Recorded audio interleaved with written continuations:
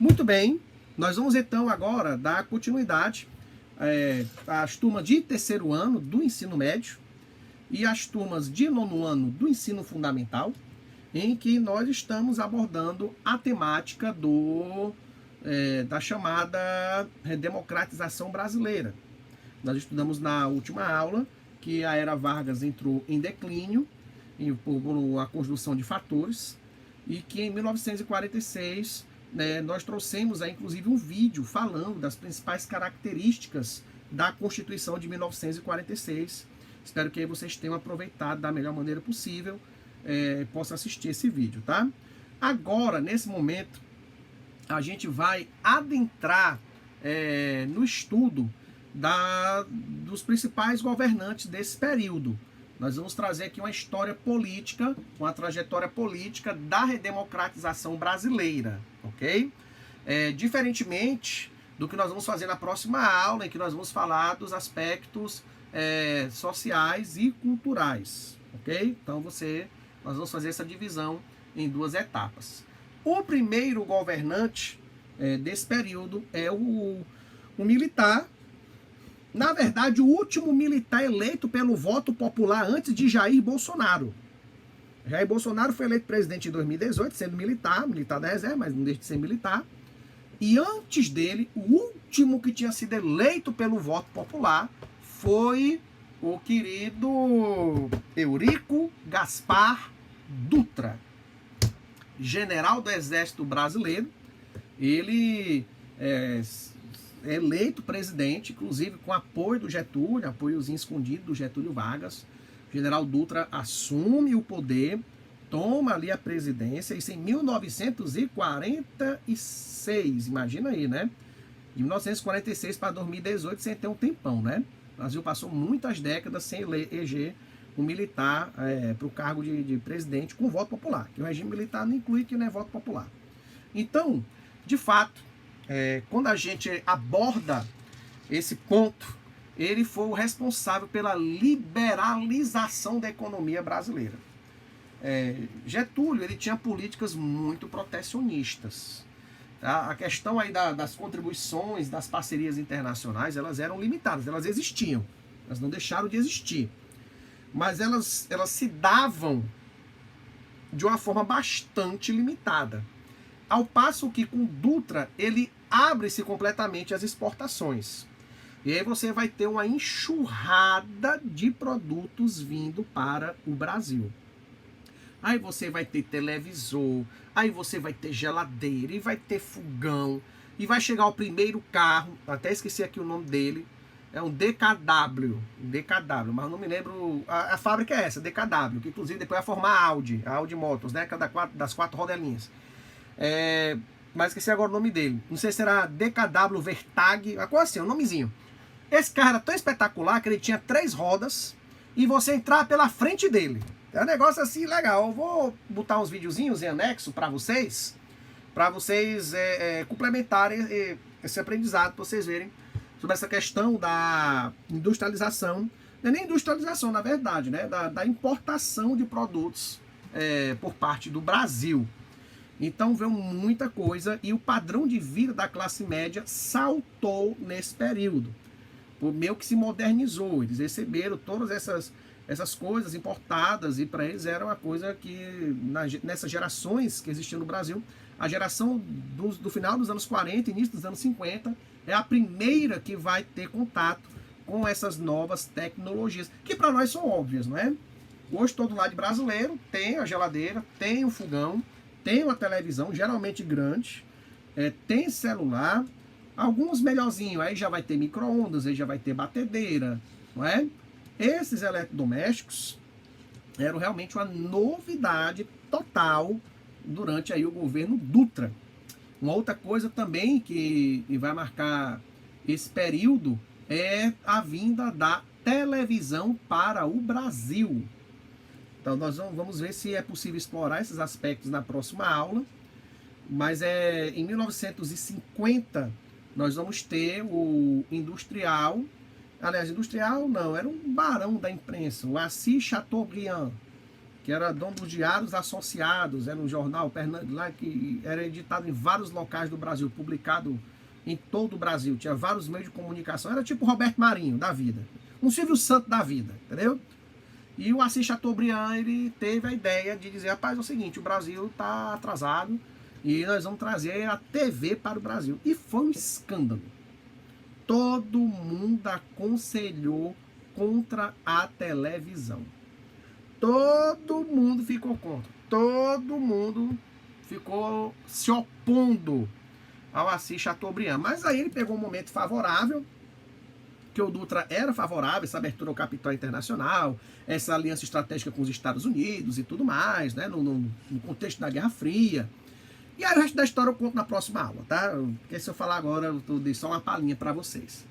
Bom, isso gerou um problema, que foi o endividamento. Porque com as importações, a balança comercial, ela se descompensou. Então, as importações, elas se tornaram muito mais numerosas do que as exportações. E isso gerou um desequilíbrio tremendo e as finanças do Brasil foram por água abaixo nesse período, porque aí começou a haver arroxo salarial sobre os assalariados mais pobres, começou a haver, inclusive, vários indícios de insatisfação popular.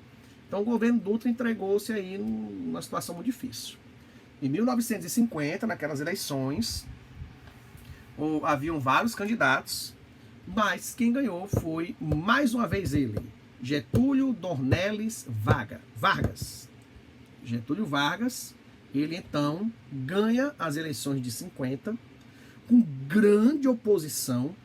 Existia uma galera forte contra o Getúlio Vargas, porque diziam que ele poderia a qualquer momento instituir outra ditadura no Brasil, que ele tinha os ideais deturpados, que ele era um homem de mente autoritária, e parará. E o principal inimigo dele era o Carlos Lacerda, que era advogado, jornalista, e era deputado pelo estado da Guanabara. Não existia ainda o estado do Rio de Janeiro, viu, das tapiocas. Existia o estado da Guanabara. O estado do Rio de Janeiro só vai ter esse nome em 1970, quando Brasília for criada e a capital for transferida para lá. Então, o governador da Guanabara tinha uma oposição tremenda ao Getúlio e, de fato, ele perdeu a eleição presidencial para o Getúlio. Getúlio, então, quando assume o poder, ele volta à política protecionista, ele volta na política de isolamento em relação aos Estados Unidos. Embora ele tenha feito uma aliança com os Estados Unidos lá no contexto da Segunda Guerra, nesse novo contexto de Guerra Fria, Getúlio é visto mais como inimigo do que como aliado, por causa das suas ideias nacionalistas, e eles sabiam que muitos movimentos nacionalistas aconteceram de se tornarem comunistas, só que os críticos dizem que eram os americanos que praticamente jogavam os nacionalistas no colo dos comunistas, porque cortavam qualquer ajuda, boicotavam, igual fizeram com Cuba, né? Não justificando que aqui, longe de mim, defender Fidel e Che Guevara, não tenho o menor interesse em defender esse pessoal, não. Mas que, de fato, era um movimento inicialmente nacionalista e que, com os embargos americanos, eles correram para os braços dos soviéticos. E eles tinham medo que o Getúlio fizesse coisa parecida. Muito embora Cuba, a Revolução Cubana, é de 1959, ok? E Getúlio de 1951 a 54. Então, foi antes. Mas eles tinham essa preocupação. Então, havia muita crítica, foi um governo muito duro mesmo. Tem um episódio que é muito conhecido, em que o ministro do Trabalho do Getúlio, o João Goulart, ele havia proposto um reajuste de 100% do salário mínimo. Já pensou? O salário hoje é por volta de R$ 1.050, amanhã fosse 2.100. O salário de todo mundo, de quase todo mundo, que fala-se que no Brasil quase 80% dos brasileiros ganham até o salário mínimo. Então, dobraria, da noite para o dia. E aí, os oposicionistas ficaram contra e tal, e exigiram a demissão do João Goulart, e a confusão foi grande, e Getúlio finalmente demitiu o João Goulart. Mas no outro dia duplicou o salário mínimo. Aí você vê que o Getúlio, ele não estava para brincadeira. E não era impossível que Getúlio, aí os historiadores especulam, né? Getúlio, será que ele poderia abrir uma segunda ditadura, um segundo Estado Novo no Brasil? Não era impossível. Eu parto do ponto de vista que na história tudo é possível. Agora existe o provável e o improvável, né? mas ele não tinha mais o clima para poder conseguir essa adesão, porque de fato ali a imprensa, a classe média como um todo e uma parte também da classe industrial realmente estava contra Vargas. Claro que existia gente da classe média a favor, existia industriais a favor de Getúlio, a maioria da população era a favor, como também tinha uma parte da população mais pobre que era contra. É como hoje, né? Hoje você tem o pessoal de esquerda que vive na Aldeota, no Meireles, e você tem o pessoal de direita que mora lá no Curió. E existe isso daí, isso é fato, né? Então, essa história de que pobre é de esquerda e rica é de direita, nós temos que ter cuidado com certas generalizações, né? Mas esse é o ponto muito interessante. Getúlio assume o poder, Getúlio então toma a frente, e uma das suas políticas, né, foi na área de riquezas naturais. Ele criou a companhia Vale do Rio Doce, que foi privatizada recentemente, inclusive era uma companhia que dava lucro. Obrigado por avisar. Então, era a companhia que dava bastante lucro, era a companhia que dava bastante dinheiro, que dava... e aí houve a privatização, não vou entrar nesse particular, mas é interessante que Getúlio ele decretou a nacionalização de todas as reservas naturais. E esse decreto permanece até hoje. Então, se você na sua casa encontrar ouro, não se alegre não, porque é do governo, viu? Assim, é para ser encampado pelo governo federal e ali o governo fazer parcerias para empresas explorarem. Então, as riquezas minerais pertencem à União. Isso é cláusula pétrea da Constituição. Para quê? Para evitar o que aconteceu com alguns países como a Bolívia, que não nacionalizou as riquezas minerais e que até um tempo desse, até o chão do país pertencia a companhias estrangeiras. É um negócio assim meio maluco. Então ele criou a Companhia Vale do Rio Doce e no esteio do debate sobre o Brasil ser produtor de petróleo, também com grande oposição, ele criou a Petrobras. Eu não me lembro, acho que foi em 51, foi em 52, que Getúlio Vargas criou a Petrobras, a Petróleo do Brasil, e a ideia era justamente desenvolver a produção de petróleo por parte aqui do próprio governo federal. Então a Petrobras é uma estatal e o é até hoje. Claro que existe proposta de privatização da Petrobras, mas diante do contexto de crise que temos hoje no governo federal, é praticamente impossível pensar numa privatização da Petrobras. Mas é interessante a gente observar que ele criou a Petrobras, que ele criou a Companhia Vale do Rio Doce, que nacionalizou as riquezas naturais do Brasil. Porém, o contexto político estava muito doloroso, estava muito complicado. E em alguns momentos, o Getúlio, inclusive, chegou a se envolver com alguns escândalos, não é? Teve o famoso atentado contra Carlos Lacerda, em que o Gregório Fortunato, o segurança do Getúlio, ele estava envolvido, ele não chegou a atirar, alguns dizem que ele não atirou, outros dizem que ele atirou, mas ele estava envolvido num atentado para executar o Carlos Lacerda, o inimigo número 1 do Getúlio e do getulismo como um todo. Então é um negócio assim muito louco, porque acontece um tiroteio no Rio de Janeiro e o Lacerda escapa vivo. Porém, o segurança dele, que era um major da aeronáutica, acho que era Rubens Vaz, ou Rubem Vaz, o nome dele, morre. E aí, meu amigozinho, aí vira um escândalo nacional. Getúlio assassino, e tal, e tal. Porém, a maioria dos historiadores que estudam o período dizem que Getúlio não tinha nada a ver com aquilo. Que, na verdade, quanto menos mexesse com Lacerda, melhor para ele mesmo. Mas ele se preservava. E quanto mais ele fosse morder as iscas que o Lacerda jogava, mais ele ia se queimar na política. Então acredito que foi uma atitude isolada do Gregório Fortunato. Outros dizem que não, que Getúlio realmente fez isso como ensaio para um segundo Estado Novo. E aí está aberta a interpretação, o pau quebrando, né?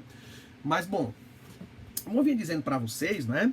O Getúlio, então, ele sofre uma grande oposição. E após esse assassinato do Rubem Vaz, meu amigo, aí o negócio realmente quebrou o pau mesmo. A ponto de ele chegar numa situação extrema em que havia ameaça de intervenção militar e de tirar Getúlio do poder. Quando chegou-se a esse extremo, ele inclusive tentou nomear alguns parentes para posto-chave de investigação, para ver se ele descobria alguma desgraça. E aí queimou ainda mais o filme dele, porque ele tava botando família pra... e tal, né? Lembra alguns casos, né, que a gente tá vendo hoje, pra você ver que não é coisa exclusiva do pessoal da direita, não. O pessoal de centro, de esquerda, do meio, de cima, de baixo, todo mundo faz isso no Brasil, tá? Agora, engraçado que o pessoal tem os seus políticos de estimação, não entende esse comportamento. Então, o Getúlio, a cada ação dele, a cada jogada dele, mais ele se queimava, mais complicava. Ele chegou a um ponto de pressão tão grande que ele se matou com um tiro no coração.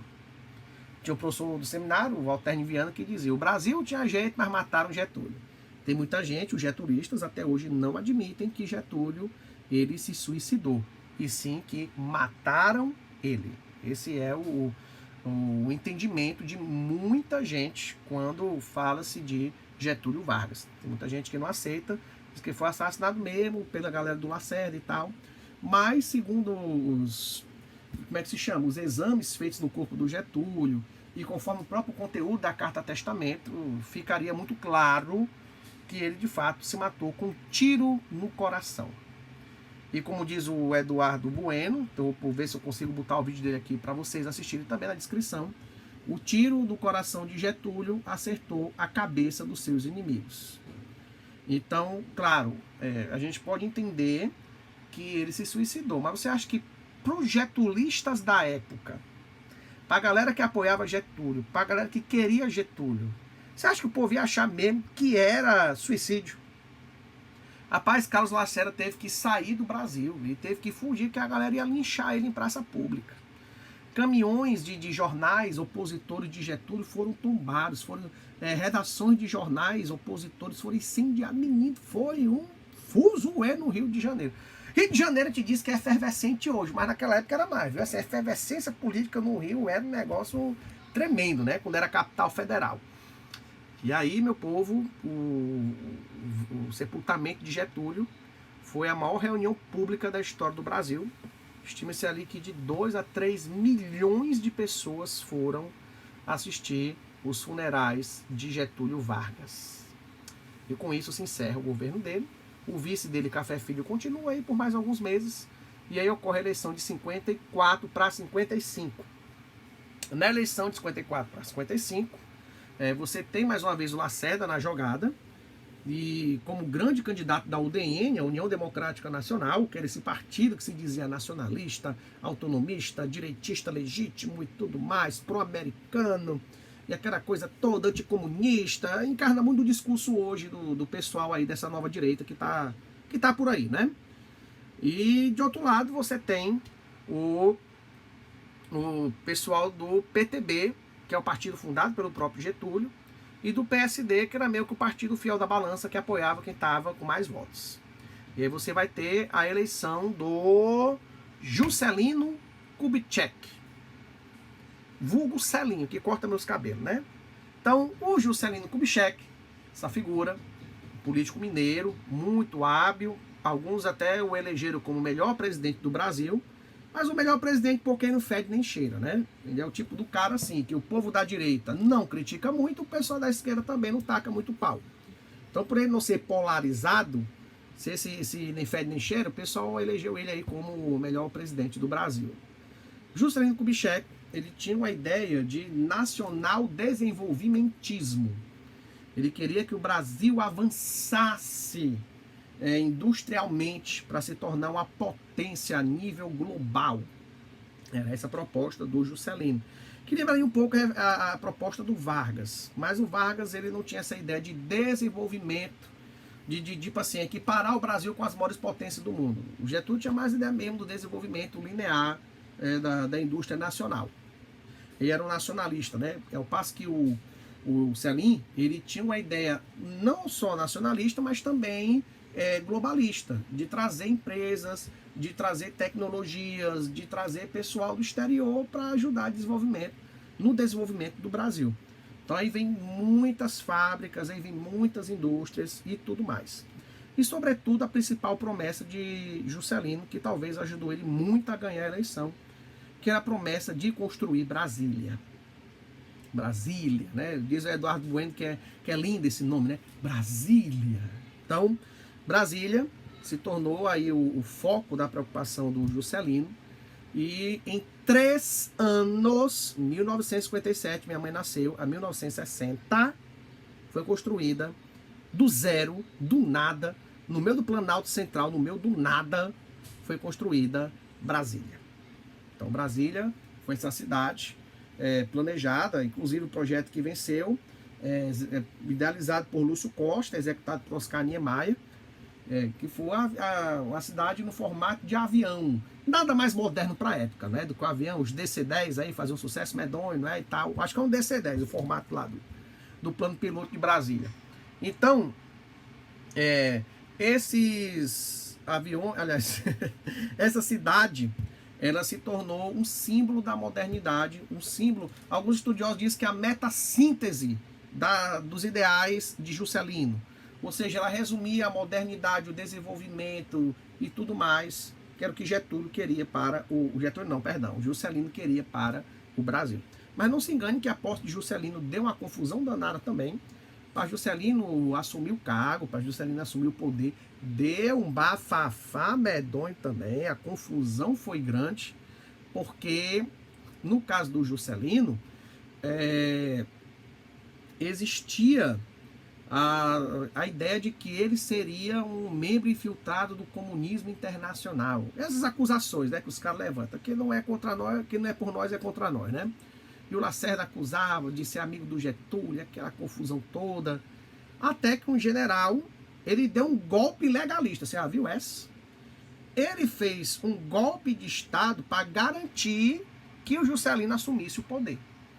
Então, os generais que eram golpistas queriam fazer intervenção militar e o general Lott, Henrique Teixeira Lott, deu um golpe no golpe desses caras e disse: vocês não mandam, quem manda sou eu e quem vier eu meto bala. E aí esses generais golpistas viram: rapaz, esse homem tá falando sério. Se a gente insistir, nós vamos criar uma guerra civil no Brasil.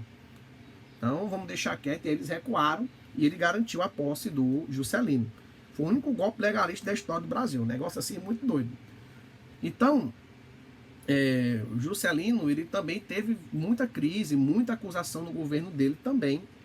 Porém, tinha algumas estratégias curiosas, né? Ele geralmente colocava nos cargos mais sensíveis e que poderiam dar mais repercussão e mais briga, ele colocava os opositores.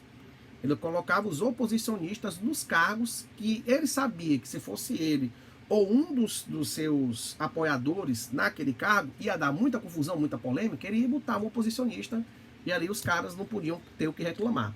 Então ele tinha algumas estratégias bem interessantes. O Getúlio é o famoso sorriso, né? Fala que ele está sempre sorrindo, aquela coisa toda. Ele era um homem muito elegante, muito distinto e tudo mais. Juscelino entregou em 60. E em 60, você tem, pela primeira e única vez, a União Democrática Nacional ganhando as eleições. A União Democrática Nacional, aí nas mãos do... Deixe-me lembrar o nome dele... O Jânio Quadros, o único professor de geografia a ser presidente do Brasil. Olha aí, alô Daphne, alô professor de geografia, professora Lorena, professor de geografia, bacharel em direito. Então, o Jânio Quadros era um político da UDN, um nacionalista, alinhado com os interesses americanos, um homem que defendia os valores da família, um homem que defendia os cidadãos de bem, aquela coisa toda. O discurso dele empolgou, inclusive tinha o símbolo da vassourinha e tal, varre, vassourinha e tal, e tal. Então ele tinha todo uns jargões, os jingles, umas frases de efeito que a galera amava, gostava muito. Ele gostava de dar discurso, fingir que estava desmaiando, botava talco no paletó para dizer que estava com caspa e tal, falava, chorava, pior que lágrima de crocodilo. O cara era um showman mesmo. E olha que ele era estrábico, né? Era zarolho. E ele tinha um pé torto, assim. Era figura que, esteticamente, para muita gente, seria um péssimo candidato. Mas ele ganhou as eleições em nome da UDN. Então a UDN imaginou que, pela via eleitoral, ele finalmente conseguiria assumir o poder e impor seu projeto. Porém, se surpreendeu com o nosso amigo Jânio Quadros. Porque o Jânio... ele disse que deixaria a direita perplexa e a esquerda indignada. Aliás, ao contrário, deixaria a esquerda perplexa e a direita indignada. E aí o pessoal da UDN ficou muito assustado com esses papos dele e tal. Foi o primeiro presidente a governar em Brasília. E aí o Jânio Quadros, assumindo o poder, ele procura logo reatar relações com a União Soviética. Aí foi um tiro no pé dos caras da UDN. Aí o Lacerda ficou doido, a galera que apoiava ele. Rapaz, como é que tu apoia, como é que tu vai manter relações com a União Soviética, arqui-inimigo dos nossos ideais nacionalistas autênticos e tal? Não contente com isso, ainda condecora um guerrilheiro chamado Ernesto Che Guevara, líder da Revolução Cubana. Che Guevara era argentino, tá? Mas era líder, né, junto com o Fidel Castro, da Revolução Cubana. E foi lá, e o Juscelino o recebeu no Palácio do Planalto, deu a condecoração do Cruzeiro do Sul pela sua causa nacionalista latino-americana. Então você imagina aí a cena, um cara da UDN. Getúlio não condecorou comunista, ou não condecorou nacional socialista, né, assim, de esquerda. Não condecorou, o Celim também não fez isso, o Dutra não fez. Mas chega o cara da UDN, o partido mais radical de direita, e vai e condecora o cara lá. Então eu confesso a vocês não lembrar se quando o Che Guevara foi condecorado, se ele já era comunista mesmo, assim, e tal, de Moscou, eu não sei, ou se ele era só um nacionalista e tal, a gente teria que analisar. Mas isso foi um escândalo, né? Foi um escândalo. E ele também tinha algumas leis meio esdrúxulas, né, para parte da população da época, que era, por exemplo, a proibição de biquíni nas praias, a proibição de jogo de azar. Então essas coisas meio que foram desgastando o governo dele, e ele foi se mostrando uma pessoa com cada vez menos favor. A sua maneira de administrar, através de bilhetinhos, o pessoal via que aquilo era muito amadorismo. Ele queria administrar o Brasil como se fosse uma sala de aula de escola elementar. E aí ele mesmo passou a ser criticado pela própria UDN, e o pessoal da oposição também passou a criticá-lo por ser ineficaz para governar o Brasil. Com isso, então, ele declara a sua própria renúncia. E quando ele renuncia, em 1961, ele então ele larga aí o poder e esperava que o Congresso Nacional não aceitasse a sua renúncia, que pelo contrário, né, o Congresso quisesse que ele continuasse no poder e que a população saísse às ruas para apoiá-lo e defendê-lo. Nada disso aconteceu. Nada disso aconteceu.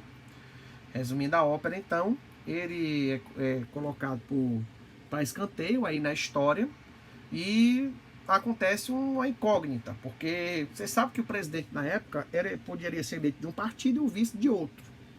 E o vice dele era o principal herdeiro do Getúlio, que era o João Goulart, aquele lá do salário mínimo que dobrou. Nessa confusão toda, quando Jânio ele declara a renúncia, o João Goulart ele estava na China comunista, Mao Zedong governando. E aí a confusão também é muito grande, porque Jânio ele escolheu o momento certo para renunciar. Na visão dele, ele acreditava que renunciando, eles não iam aceitar um cara que era herdeiro do Getúlio ser presidente do Brasil, e por isso iam mantê-lo no poder. Porque o pessoal acha que Jânio foi abestado. Ele não foi. A estratégia dele, em tese, era estratégia boa. Ele ia se fortalecer no poder, porque ninguém ia querer, ele imaginava assim, né? Ninguém ia querer um maluco, entre aspas, né? O pessoal da UDN, um maluco que nem o João Goulart, herdeiro do getulismo, um cara já para eles visto como até comunista mesmo, assumir o Brasil e tirar ele do poder. Porém, o Congresso aceitou. E aí criou-se um imbróglio. Por quê? Não queriam que João Goulart assumisse e não queriam que Jânio voltasse. E aí preparou-se um quadro até para uma intervenção militar mais severa. Porém, no final das contas, o que acabou acontecendo é que optou-se, né, o próprio João Goulart, ele optou por aceitar o parlamentarismo no Brasil. Ele optou por dizer, rapaz, é o seguinte, se é para eu assumir sem ter o poder de presidente, tudo bem. só impõe uma condição. Eu assumo sendo presidente, Tancredo Neves vai ser o primeiro-ministro, ele que vai governar, ele que vai fazer tudo, eu vou ser só a figura representativa, tudo bem. Mas daqui a 6 meses, eu não me lembro quantos meses, mas vamos dizer, 6 meses, vocês vão fazer um plebiscito popular e o povão vai decidir se eu continuo sendo só primeiro-ministro ou se eu viro presidente de fato. E aí o Congresso Nacional e a galera, achando que ia ter grande apoio popular ao parlamentarismo, concordou com a ideia. Resultado, Tancredo Neves governou o Brasil aí por alguns meses, que depois Tancredo foi eleito presidente do Brasil, aí já no final do regime militar, isso é outra história. E aí o que acontece é que depois do plebiscito é rejeitado o parlamentarismo e a maioria da população vota em favor do presidencialismo. E aí Tancredo Neves some da jogada, porque ele não pode mais ser primeiro-ministro, conforme o voto do plebiscito, e o João Goulart se torna presidente plenipotenciário. Ele recebe o poder pleno de presidente da República. Porém, sempre com muitas críticas, inclusive a mesma coisa que o Getúlio passou, o João Goulart passou também. Com muitas críticas, com muita oposição, a galera contra as medidas dele, e ele considerou que era necessário se radicalizar mais para a esquerda. Se aproximou das comunidades eclesiais de base, se aproximou dos movimentos do campo, se aproximou dos sindicatos. E aí, de fato, isso meio que confirmou para o pessoal da UDN, pessoal da direita da época, meio que confirmou que ele era um cara esquerdista mesmo, e que ele poderia fazer um golpe de Estado comunista e que o Brasil poderia virar uma segunda Cuba, que já estamos falando do período pós-revolução cubana, né, 61.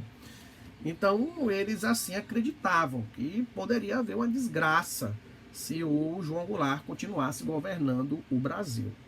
E ele também foi promulgando uma série de medidas para melhorar a vida dos trabalhadores, as condições de vida deles e aquela coisa toda. Isso foi, assim, foi uma maré crescente de oposição. Quanto mais ele tomar medidas em favor, medidas chamadas populares, medidas ditas populares, mais o pessoal da UDN se opunha e menos apoio ele tinha no Congresso. Até que chegou um ponto, aí já no final de 1963, que o apoio dele no Congresso era praticamente zero. Tinha pouquíssimos parlamentares que o apoiavam, e que esses parlamentares que eram o meu centrão da época, não é? Nem era direita nem era esquerda, foram se aglutinando em torno da UDN e contra o João Goulart. Então a gente vai parar a história aqui, porque a história do início do regime militar é uma coisa que eu quero explorar mais adiante. Eu prefiro explorar só no mês de junho, porque o regime militar tem muita coisa para a gente debater e é um assunto muito delicado. Então, sobre a crise institucional que gerou o regime militar, a gente fala na próxima aula. Ou daqui a 2 aulas, porque na próxima aula a gente vai trazer os aspectos culturais e sociais desse período, ok? Muito obrigado pela atenção e boa noite.